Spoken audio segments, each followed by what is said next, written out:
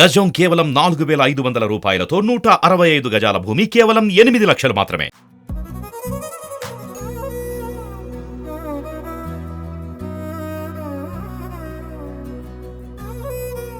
నమస్తే. ఈరోజు చాలా అదృష్టంగా ఫీల్ అవుతున్నా నేను. నిజంగా చాలా చాలా చాలా అదృష్టం ఉండాలి. ఎందుకు ఇంత ఎగ్జైట్ అవుతుంది అని మీకు అనిపించచ్చు. ఎందుకు అనంటే నేను ఈరోజు అయోధ్యల రాముడికి పాదుకలు తయారు చేస్తారు కదా, ఆ పాదుకల ముందున్నా కాబట్టి చాలా చాలా అదృష్టంగా ఫీల్ అవుతున్నా. మరి ఈ పాదుకలు మన దగ్గర మీకు తెలుసు కదా, బోయిన్పల్లి, సికింద్రాబాద్ బోయిన్పల్లిలో మన తెలుగోళ్ళు మన తెలంగాణ గడ్డ మీద పుట్టిన తెలంగాణ బిడ్డ తయారు చేసిండ్రు. ఆయన్నే పిట్టంపల్లి రామలింగాచారి గారు. మరి ఆయన కూడా నా ముందున్నారు. అసలు నేనే ఇంత అదృష్టంగా ఫీల్ అయితే ఆయన ఎట్లా ఫీల్ అవుతుండొచ్చు, అది కూడా మాట్లాడతా. సార్ నమస్తే. నమస్కారము. మంచిగా ఉన్నారా అన్న? అంత బాగున్నాము. అంతా సూపరా? అంత సూపరే. అసలు నిజంగా చెప్తున్నా కదా, ఎంత గర్వంగా అనిపిస్తుంది అంటే, ఎక్కడ అయోధ్య, ఎక్కడ తెలంగాణ, అసలు ఎక్కడ కథ ఇదంతా, అసలు ఎట్లా కలిసింది మీకు? తెలంగాణ నేనే ఎక్కడ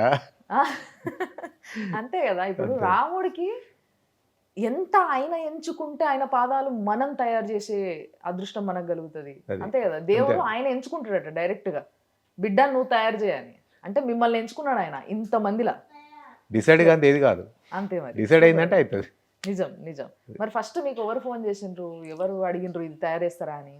ఫస్ట్ మేము షేక్పేట్ దర్గా, వెంకటేశ్వర స్వామి దేవాలయం ఒకటి, అక్కడ రాములవారి దేవాలయం ఒకటి, ఇంకోటి భద్రాద్రి రామాలయం అని ఒకటి, ఇంకొకటి వచ్చేసి అమ్మవారి విగ్రహం దేవాలయం ఒకటి, కనకదుర్గత ఒకటి. ఈ దేవాలయాలకు పనిచేసిన నేను అక్కడ ఈ అయోధ్య భాగ్యనగర్ సీతారాముల వారి సేవా ట్రస్ట్ అని ఒకటి వాళ్ళది దాదాపు 15 సంవత్సరాల నుంచేమో నడుస్తుంది అక్కడ. దాంట్లో శ్రీనివాస శాస్త్రి గారు అని ఒక అతను మేము చేసిన దేవాలయాల పని చూసి వాళ్ళు అక్కడ నా ఫోన్ నెంబర్ తీసుకొని మాకు ఫోన్ చేసిండు. మాకు ఫోన్ చేసినప్పుడు విషయం తెలుసుకున్నాం. ఏంటిది సార్ అంటే, ఇట్లా రాముల వారికి విగ్రహ పాదుకలు తయారు చేయాలని అడిగింది. మామూలుగా రాముల వారి పాదుకలు అంటే, పాదుకలు అనే పెద్ద పని ఏం కాదు, మిగతా పనులలో చూస్తే చిన్న పని అది. కాకపోతే ఏ ప్లేస్ పోతున్నా అనేది పెద్దది, అది మెయిన్ పాయింట్. అందు గురించి నేను మామూలు పాదుకలు అంటే మామూలుగానే ఉండొచ్చులే, చేసిద్దాంలే అని అనుకున్నాం. కానీ వాళ్ళు తిరిగి మా ఇంటికి వచ్చి అడ్రస్ తీసుకొని మా ఇంటికి వచ్చి, పాదుకలు అంటే పాదుకలే కానీ మరి ఆ పాదుకలు ఎక్కడ, ఎవరికి? రాములవారి పాదుకలు అంటే మన చుట్టుపక్కల ఎక్కడ దేవాలయాలలో పెట్టుతారేమని మేము అనుకున్నాం. కానీ అక్కడ కాదు. తర్వాత ఎలా మధ్యన చెప్పుకుంటా, ఇది సేవా ట్రస్ట్, ఇది జనవరి 22వ తారీఖు నాడు ప్రతిష్టాపనించే అయోధ్య రామాలయానికి ఇది ఇచ్చేది ఉంది. ఇది దేవస్థానానికి మనం ఇచ్చే పాదుకలు అన్నప్పుడు నేను మొత్తం షాక్ అయిపోయాను. ఇక అక్కడి నుంచి నేను ఆ దేవస్థానానికి పోయే వస్తువులు లేదు, నేను వీళ్ళు ముంగలో నా ఆలోచన నాకేం తెలియలే, నేను ఎక్కడో ఆలోచన చేసుకుంటూ పోయాను అంతే. అది ఇంకా వేరే ఆలోచన ఏముంది, అది ఆయన ఇస్తే నాకు ఆర్డర్ చాలు, నేను చేస్తానని ముచ్చట కాదు అది. ఆయన నాకు ఇస్తే చాలు, నేను ఏదైనా ఒక రకంగా చేయాలి అంతే. అది ఆ బిరుదు సంపాదించుకోవాలి మనం అంతే. అదే అంత, ఇంకో రెండో మాట లేకుండా. సో చాలా అదృష్టంగా ఫీల్ అయ్యి షాక్ గురయ్యి తర్వాత ఒప్పుకొని చేస్తాను వచ్చిండ్రు. మళ్ళీ దాని తర్వాత దీనికి సంబంధించిన ఏవైతే ఇప్పుడు మామూలుగా నేను అంటే నాకు తెలియదు, నేను తెలియక అడుగుతున్నా ఈ ముచ్చట. ఇప్పుడు మామూలుగా ఎవరన్నా ఇట్లా దేవుడు అవతారం వేసుకుంటారు, ఏదన్నా గెటప్ అంటే ఏదన్నా షూట్ కోసం దేనికన్నా అంటే కూడా వాళ్ళు ముందు పూజలు చేయించుకొని మొదలు పెడతారు అవతారం వేసుకోవడం అనేది. అట్లాంటిది పాదుకలు తయారు చేసుడు అంటే దానికి కూడా కొంచెం సిస్టమ్ ఉంటుంది కదా, అట్లా ఏమైనా సిస్టమ్ ఉంటుందా? సిస్టమ్ అంటే ఒక మంచి రోజు చూసుకున్నాడు. మంచి రోజు ఆయన శ్రీనివాస శర్మనే మాకు ఒకటి మంచి రోజు చెప్పిండు. ఈ పాదుకలు మొదలు పెట్టినప్పుడు దీనికన్నా ముందు ఇంకో పాదుకలు తయారైతాయి. ఇది ఇప్పుడు ఈ పాదుకలు తయారు కావాలంటే మొదలు అచ్చు ఇంకోటి కావాలి, అదే నమూనా ఇంకోటి కావాలి. అదే మాస్టర్ పీస్. అది తయారైన తర్వాతనే దాన్ని బట్టి అచ్చు తీసుకున్న తర్వాత ఇది వస్తుంది.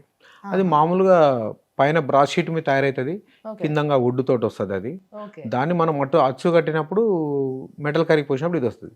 అయితే అది చేసుకున్నప్పుడు మొట్టమొదలు వాళ్ళు ఇదే మోడల్లో ఎట్లా చేయాలి, ఇది తర్వాత వచ్చి ఏ కొలతల ప్రకారంగా చేయాలి, మరి దాని మీద ముద్రకలు ఏమేమి ఉండాలి, ముద్రలు, మరి ఇవన్నీ ఆలోచనలో వాళ్ళు ఏదో ఒకటి పాదుకలు చేసి కొనుక్కొని పోయినట్టు కాదు కదా. దీని మీద కూడా చాలా ముద్రలు కనబడుతున్నాయి. కింద తామర పూలు ఉన్నాయి, తర్వాత మీదనేమో ఒకటి చాపు ఉన్నది, తర్వాత ఒకటి కలశం ఉన్నది, ఒకటి శంకు చక్రాలు, సూర్యుడు, ఇట్లా చాలా గోమాత చాలా కనబడుతున్నాయి. అయితే వీళ్ళ దగ్గర మన సేవా ట్రస్ట్ వాళ్ళ దగ్గర మామూలుగా పాదుకలు ఉన్నాయి, ఒక జత ఉన్నది వాళ్ళ దగ్గర. కాకపోతే అంత ఉబ్బెత్తు పని లేదు, అంత స్పష్టంగా క్లియర్గా కనపడతలేదు. కానీ అది చూయించారు, నాకు ఫోటో చూయించారు.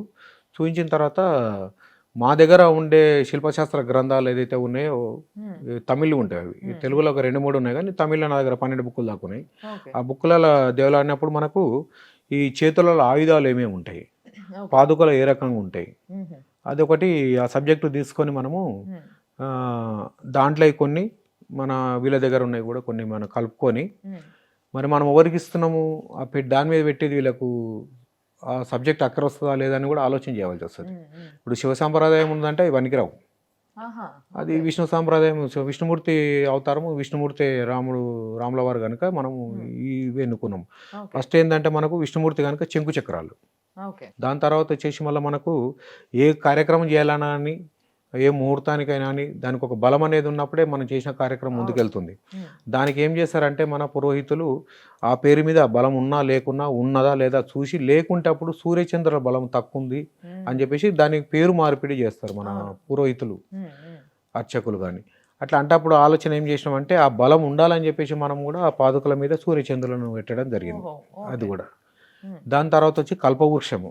కల్పవృక్షం అంటే ఇక మనకు లోటు లేని వృక్షము, ఏదైనా కానీ అక్షయపాత్ర లేక కల్పవృక్షం. ఆ కల్పవృక్షాన్ని తీసుకున్నాం. తర్వాత ఇంకొకటి వచ్చేసి మనం ఆవును పూజిస్తాం మన హిందూ సాంప్రదాయం, గోమాతను. అందు గురించి ఆ గోమాతను కూడా తీసుకున్నాము. అట్లా విష్ణుమూర్తికి వాహనము ఏనుగు కూడా ఉంటుంది అనమాట. ఆ ఏనుగును కూడా అక్కడ తీసేస్తాం. చాప అనేది మత్స్య అవతారం అంటారా? ఇది దశావతారాలలో మొదటి అవతారం విష్ణుమూర్తి అవతారం. దశావతారాలు మొట్టమొదటి అవతారం మత్స్య అవతారం కనుక మనము చేపను మత్స్యను అక్కడ తీసుకోవాల్సి వచ్చింది. రాముల వారి వాడిన ఈ జెండాలు ఉంటాయి, 2 ఉంటాయి, ఈడొక జెండా ఈడొక జెండా ఉంటుంది. అయితే ఏ కార్యక్రమానికి ఒక యుద్ధం జరిగినా, ఒక యుద్ధానికి పోయినా ఒక జెండా అనేది ఒక విజయానికి సంకేతం కనుక అది హిందూ సాంప్రదాయం ప్రకారం మనం 2 జెండాలు తీసుకున్నాము. జెండాలు అనేది ఏ మతస్థులకైనా ఉంటుంది, హిందూ మతస్థులకు కావాల్సింది ఉంది కనుక మనం స్వస్తికులు పెట్టినాము. 2 స్వస్తికులు పెట్టినాము, అదొకటి పెట్టినాము. అయితే ఈ అంకుశం ఉన్నది, ఈ అంకుశము దిక్సూచి అంటే ముందు చూపు చూపించేది దిక్సూచి అనమాట. ఈ ఏనుగుకు పైన అంబారి ఉండి ఇట్లా టచ్ చేస్తుంటే అది ఎక్కడ వెళ్ళాలో అక్కడనే వెళ్తుంటుంది. అది దాని గురించి ముందు చూపు కానీ ఇది మన ఇది పెట్టినాము. కలశం కూడా ఉంది, కలశం, కత్తి. ఇప్పుడు యుద్ధానికి ముందు ఆయుధం మనకు కత్తి, ప్రధాన ఆయుధం కత్తి, కాబట్టి ఆ కత్తి కూడా ఉంది అనమాట అక్కడ. తర్వాత వచ్చేసి మనకు హిందూ సాంప్రదాయంలో ఏ శుభకార్యం జరగాలన్నా కానీ మొట్టమొదలు మన ఇంట్లో మంచినీళ్ళు తాగే చెంబైనా సరే కానీ అది కడిగి బొట్లు పెట్టుకొని దాని మీద కొబ్బరికాయ పెట్టేసి 4 మామిడాకులు పెట్టేసుకుంటే, మామిడాకులు పెట్టుకున్నది కలశం తయారైపోతుంది. ఆ కలశం శుభకార్యానికి చిహ్నం కనుక మనం అది పెట్టుకున్నాము. ఇంకొకటి వచ్చేసి 2 పద్మాలు ఉన్నాయి. ఇక ఆ 2 పద్మాలు వచ్చేసి మనకు పాద పద్మంలోకి నమస్కరించును అని ఏదైనా వస్తుంది మనకు అది. కాబట్టి ఆ పద్మాలు కూడా దాంట్లో మనము యాడ్ చేసి, అసలు నిజంగా ఇంత పాదంలో ఇంత వివరణ ఉంటది. మళ్ళీ వాటి అన్నిటిని కూడా దగ్గరగా ఇంత దగ్గర ఇట్లా నీట్గా కనిపించేలాగా చెక్కాలంటే ఎంత కష్టం అంటారు? ఒక్కొక్క దానికి 9 ముద్రలు ఉన్నాయి. ఆ 9 ముద్రలు పెట్టడానికి ఆ ప్లేస్ అనేది కొంచెం స్థలం తగ్గిపోయింది, కొద్దిగా ఇబ్బంది అయింది. ఫ్రీగా ఉంటేనేమో జాగా వెడల్పు ఉంటేనేమో ఆ బొమ్మను మంచిగా తీసుకోవడానికి అనుకూలంగా ఉంటుంది. కానీ ఇది ఏమైందంటే కొంచెం ఇబ్బందులు జరిగినా కానీ మొత్తం మీద మన మనసు అనేది దాని మీద ఉంది కదా, చేయాలనేది ఉంది కదా. మొత్తం మీద ఇదంతా తయారు చేయడానికి ఎన్ని రోజులు పట్టింది మీకు? ఫస్ట్ వుడ్ది మీద ఒకటి, తర్వాత ఇత్తడి రేకు మీద ఒకటి ప్యాటర్న్ తయారు చేసినప్పుడు ఒక 20 రోజుల దాకా పట్టింది. దాని తర్వాత ఇది క్యాస్టింగ్ చేయడానికి 2 రోజుల పైన పట్టింది. క్యాస్టింగ్ అయిపోయిన తర్వాత ఈ రాగి మీద, ఈ పంచలోహం మీద ఉన్న డిజైన్ మొత్తం క్లియర్ చేయడానికి మనకు ఒక 20 నుంచి 25 రోజులు ఈజీ పట్టింది. బంగారం ఎక్కించి కంప్లీట్ అయిపోయే వరకు 25 రోజులు ఈజీ పట్టింది. ఒక 6 మంది దానికి. అంటే ఈ 25 రోజులు అంటే మామూలుగా నేను నిన్న ఏంది అని అంటే దేవుడిది ఏదైనా కార్యం మనం చేపట్టినప్పుడు ఆ టైంలో, ఇప్పుడు అప్పట్లో సీనియర్ ఎన్టీఆర్ గారు రాముడు అవతారం వేసుకున్నా, కృష్ణుడు అవతారం వేసుకున్నా, ఆ సినిమా చేసినన్ని రోజులు నాన్ వెజ్ తినకుండా ఇట్లా శుద్ధిగా ఉండి చేస్తారు అని చెప్పేసి నిన్న నేను. అట్లా మీరు కూడా ఏమైనా చేసిండ్రా దీనికి? నేను అట్లా పాదుకలు చేసేటప్పుడు ఒక మాల వేసుకున్న టైం లేను, నా జీవితమే మాల వేసుకోవటం. అంతే అంటారా?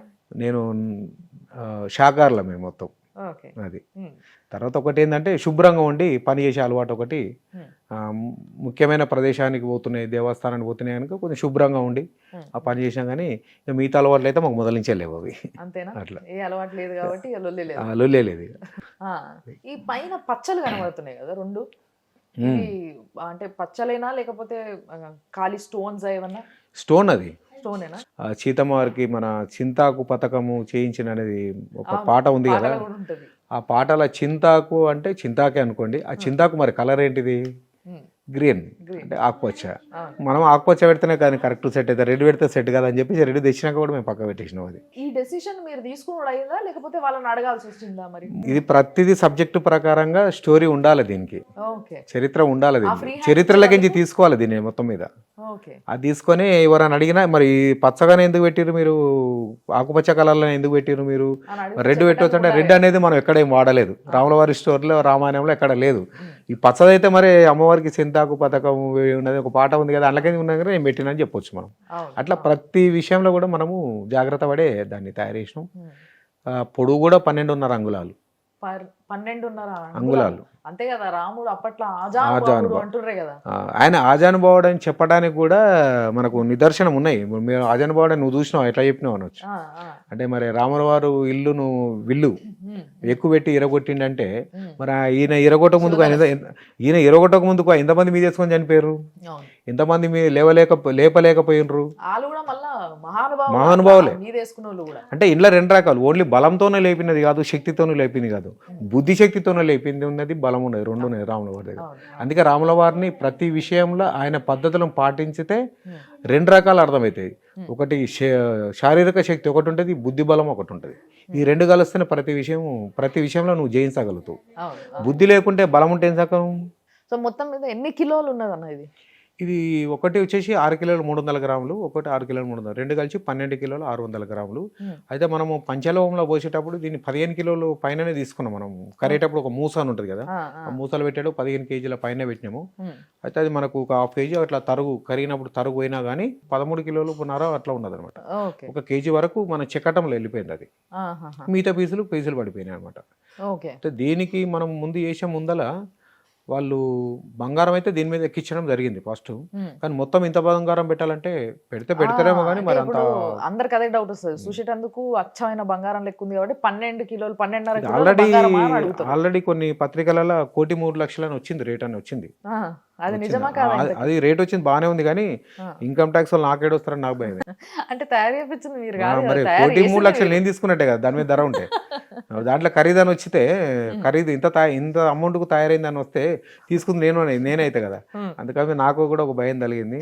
కాకపోతే వాళ్ళు వస్తే గీక్ చూపిస్తుంటే ఏముంటాడా కానీ, కాకపోతే ఏంటంటే అది మరి బంగారం ఎక్కించినప్పుడు పంచలోహంతో తయారు చేయాలి సార్ మనం. పంచలోహంతో తయారు చేయాలంటే మొత్తానికి కంప్లీట్ సాలిడ్గా పంచలోహం పెట్టుకుంటే ఇది వరకు ఫినిషింగ్ చేయలేము, మెటల్ హార్డ్ ఉంటుంది అది. దానికి మేమేం ఆలోచన చేసినామంటే మొత్తం మీద ఇది ప్యూర్ రాగి. లోపలంతా రాగేనా? అయితే మొత్తం రాగి, అది రాగి. ఆ రాగిలో మేము ఏం చేసినామంటే పంచలోహాన్ని మొదలు తయారు చేసుకున్నాం. పంచలోహం మొదలు తయారు చేసుకున్నాక పంచలోహంలో బంగారము, వెండి, రాగి, ఇత్తడి లేదు. ఇత్తడి అయితే పంచలోహంలో ఇత్తడి కలపొచ్చు, కంచు కూడా కలపొచ్చు, కానీ కంచు ఇత్తడి అనేది భూమిలో డైరెక్ట్ దొరకదు మనకు, అది మిశ్రమలోహము. అయితే పంచలోహాలు కలపాలంటే మనకు ముడిలోహం కావాలి. ముడిలోహం కావాలంటే మనకు వెండి, రాగి, బంగారం ఎట్లున్నాయి అట్లే దొరుకుతుంది. నెక్స్ట్ ఇంకోటి వచ్చేసి సత్తు. ఈ 5 లోహాలు కలిసినప్పుడు కరిగిపోసినట్టు పంచలోహం అంటారు. ఈ పంచలోహాలను మనము ఈ 13 కేజీల రాగిలా ఈ 2 కేజీలు పంచలోహం కలిపినప్పుడు దాని ఒన్నే ఎర్ర కలర్ అనేది, రెడ్ కలర్ అనేది ఒన్నే మారిపోతుంది. తర్వాత వచ్చేసి అంత మెత్తగా కాకుండా, రాగి చాలా మెత్తగా ఉంటుంది, అంత మెత్త కాకుండా కొద్దిగా హార్డింగ్ అంటే కొంచెం బిరుసుతానికి వస్తుంది అనమాట. అది మొత్తం మనం కలిసిపోయిన పోసినప్పుడు మొత్తం పంచలోహంతో తయారైపోయినట్లు లెక్కదు మనకు. ఆ తయారైపోయిన దానికి బంగారం ఎంత ఉన్నట్టు ఫినిషింగ్ పని మొత్తం చెక్కుడు మొత్తం క్లియర్ అయిపోయిన తర్వాత వీళ్ళు బంగారం మేము తీసుకొచ్చారు. వీళ్ళు దీనికి ఎంత ఎక్కించడం అనేది కూడా కరెక్ట్ తెలియదు, అందాజ ఎప్పుడు అయిపోయినాను. వాళ్ళు మనకు దీనికి అవసరం ఉన్నంత అంతా వాళ్ళు మన దగ్గర కూర్చున్నప్పుడు అవసరం ఉన్నంత వాళ్ళు ఫస్ట్ ఏమన్నారంటే బంగారం నేను చేతికి ఇచ్చిపోతాము, మీరు ఎక్కించి పెట్టండి ఎంత అన్నాడు. ఆ పని వద్దు నాకు, మీరు అక్కడ ఎంత బిజీ ఉన్నా సరే మీరు ఇవ్వలేకపోతే రేపు పెట్టమంటే ఆ ప్రోగ్రామ్ పెడతా కానీ మొత్తం మీద అక్కడ కూర్చున్నప్పుడే నేను చేస్తాను అని చెప్పినమాట. ఎందుకంటే అది బంగారం, అది వచ్చినాక వాళ్ళు ఇట్లా అవసరం పీసులు అవసరం ఉంటే అట్లా దానికి ఎక్కించేసినాం, పీసులు దానికి ఎక్కించినాం. ఎక్కించినాక మిగిలిన బంగారం వాళ్ళ దగ్గర పెట్టుకొని పోయారు. ఇంచుమించు ఒక 8 తులాల దాకా అయి ఉంటుందా బంగారం? ఎక్కువ అండి, 10-12 తులాల దాకా పడిన పట్టింది. 10-12 తులాల బంగారం ఇంకో దాకా ఎక్కువనే పడుతుందా? ఉంది, ఇంకా 10-12 తులాలకు ఎక్కువనే ఉంది, ఇంకా ఎక్కువనే ఇంకా ఉంటుంది. ఎక్కువనే ఉంది. సో ఆ పైన కనిపిస్తున్నదంతా బంగారము ఆల్మోస్ట్ ఒక సరే ఆ బంగారం వేసుకున్నాం కొద్దిగా 12 వన్య మీద. తగ్గి ఉన్నదంటే దాని మీద క్లియర్ కోట్ అయింది. ఓకే, అవును. ఇప్పుడు ఫినిషింగ్ లో వస్తున్నాయి కదా బంగారంలో, ఇట్లా ఆ. యాంటిక్ ఫినిషింగ్ అంటే అట్లా ఆ టైప్లో చేసినాం దీన్ని. ఓకే. ఇంకోటి ఏమైందంటే ప్యూర్ బంగారం, ప్యూర్ పంచలోహంతో ఉంది కనుక షైనింగ్ అనేది రానియదు. సో మరి ఇప్పుడు పాదుకలు ఇవాళ ఈడు ఉన్నాయి అని అంటే నిజంగా నేను చాలా అదృష్టంగా ఫీల్ అవుతున్నా ఫస్ట్. మరి ఈ పాదుకల్ని ఎప్పుడు ఇక్కడ నుంచి పంపిస్తారు? రాముడి దగ్గరికి చేరుకున్నప్పుడు ఎట్లుంటది పరిస్థితి? మీరు ఎట్లా ఫీల్ అవుతారు టీవీలో చూస్తే? ఏం సంగతి? ఇవాళకి మా వర్క్ కంప్లీట్ అయిపోయింది. ఉమ్, నాకు తెలిసి రేపు సాయంత్రం వరకు వాళ్ళు వచ్చి తీసుకెళ్తారు. ఉమ్, ఎల్లుండి పొద్దుగాల అట్లా ఫ్లైట్ ఉందని మన నాతో చెప్పిండ్రు వాళ్ళు. ఓకే. కరెక్ట్ తెలియదు. ఉమ్, ఎల్లుండి 7 గంటలకు అట్లా, ఉదయం 7 గంటలకు ఎయిర్పోర్టు, ఆ నుంచి 9 గంటల ఫ్లైట్ ఉందన్నారు. ఉమ్. ఆ టైం వరకు తీసుకెళ్తారు. ఇగో మీ పర్మిషన్ మీద ఒక్కసారి అట్లా పాదాలు ఎత్తి నన్ను ఎత్తిన పెట్టుకొని ఇచ్చేస్తా అంతే. నా పర్మిషన్ ఏం లేదు, స్వామివారి పర్మిషనే. అంతేలేండి, ఆ తయారు చేసే అదృష్టం మీకు ఇస్తే అంతవరకే. నెత్తిన పెట్టుకునే అదృష్టం మాకు ఇచ్చిండి అలా. శిల్పిది ఏదైనా చేసి ఇచ్చినంత వరకు.